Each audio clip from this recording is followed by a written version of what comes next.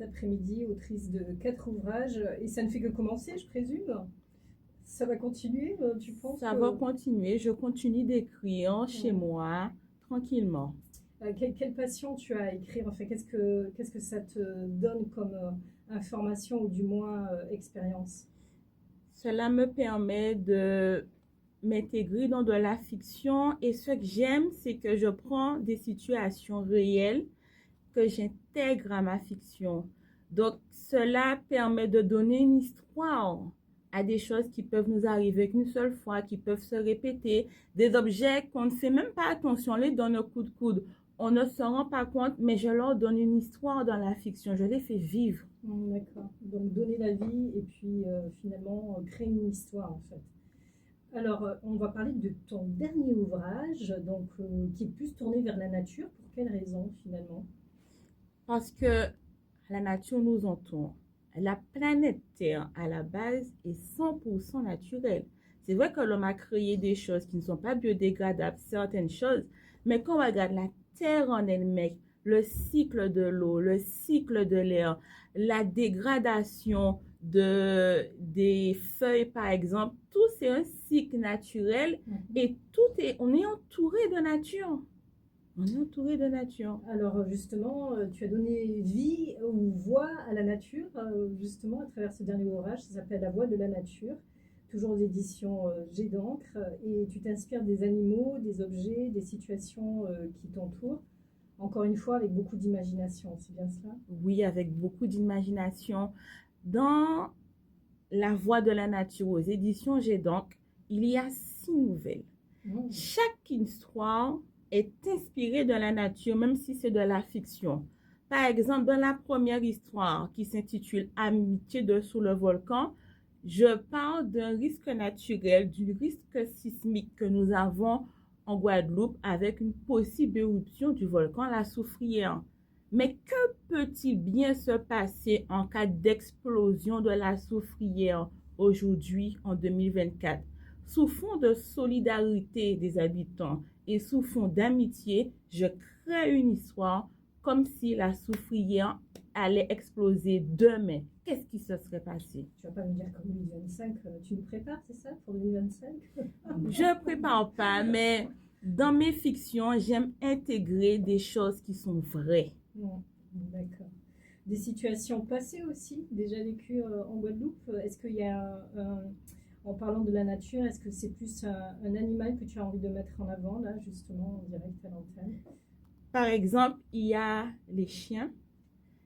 Je me rappelle lorsque j'étais petite, quand je me baladais avec des adultes, ils me disaient ça, c'est un chien créole, mais ceci, c'est un chien créole.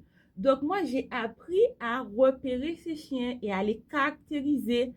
Mais je me suis rendu compte que quand je me promène, il n'y a pas beaucoup de chiens créoles qui se baladent avec leur maître. Donc je me suis dit, ces chiens, quand j'étais petite, tout le monde me disait, voici un chien créole, c'est un chien créole. Si je leur donnais une histoire, même si ce n'est pas une race qui est reconnue officiellement, Si, maintenant, oui, reconnu. reconnue, je suis allée sur le site internet, j'avais Dernièrement? tapé quel mot? Ah ben en fait, c'est l'information qui m'avait été donnée, justement, par l'ASPA, entre autres, que le chien créole a été reconnu. Ah, mais c'est une très bonne nouvelle. Ouais. C'est une très, très, très bonne nouvelle. Mais quand même, cette histoire montre que si on ne fait pas attention à ces animaux, qu'est-ce qui peut leur arriver? Mhm. Qu'est-ce qui peut leur arriver? Donc, c'est vraiment une histoire qui donne à réfléchir sur notre relation avec l'animal et sur la préservation de la nature, sur la préservation des animaux, même si on ne fait pas partie d'une organisation, sans pour autant devenir militant, mais tout un chacun, nous pouvons faire des choses, ne serait-ce que dans notre manière de penser. Mhm.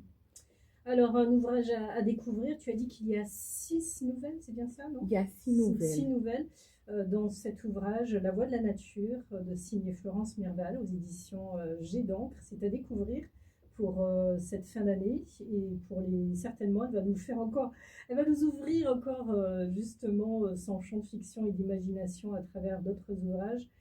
Pour l'instant, Florence Mirval, justement, peut-être pas de signature, mais on peut trouver cet ouvrage dans toutes les bonnes papeteries, comme on dit. L'ouvrage est disponible pour le moment uniquement en ligne sur Amazon, Ok. sur le site des éditions G donc. La D'accord. FNAC l'a mis sur son site. Mhm. Donc, en ligne, vous pouvez cliquer et commander et prenez plaisir à lire. Plongez-vous dans des histoires. Ce sont des livres. Tous les livres peuvent être lus en famille, peuvent être lus avec les enfants, peuvent être lus par les personnes âgées, les travailleurs, les adolescents. Tout le monde peut passer un bon moment en lisant un livre qui parle de situations, même s'il y a de la fiction, mais ça prend naissance avec la vie de tous les jours. Florence Mirval, je le rappelle, travaille en tant qu'accompagnatrice des élèves en situation de handicap en Guadeloupe. On sent sa générosité et son attention, d'observation justement, comme tu as pu le partager.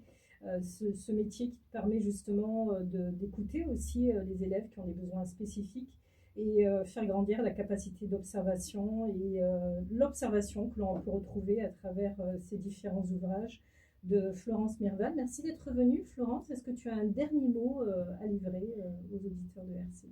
Prudence sur les routes. Celui qui conduit, c'est celui qui ne boit pas. Message passé, justement tout à l'heure on va parler de circuler, donc c'est l'occasion avec les frères Jardidier. Ce sera justement eh bien, la suite de notre programme cet après-midi. Merci beaucoup Florence Mirval d'être venue. Merci beaucoup de votre accueil. Et ça a été comment pour une première alors, Fidalgo en radio? Pour une première fois, vous êtes tellement attentionné que ça ne peut que bien se passer. On a tout prévu, n'est-ce pas? Oui, les petits bonbons, les petites cacahuètes, les bonbons au miel pour adoucir la gorge. RCI a tout prévu. RCI est vraiment au top. Mais tu as assuré, hein? Tu étais à l'aise. Oui, merci pour vos encouragements. C'est fait un bon moment.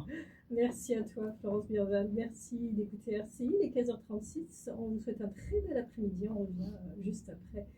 Différents titres à venir. Stromae, allez, on se donne quelques pas de danse et juste après, ce sera le tout dernier titre de Loïc Amboulet sur RCI.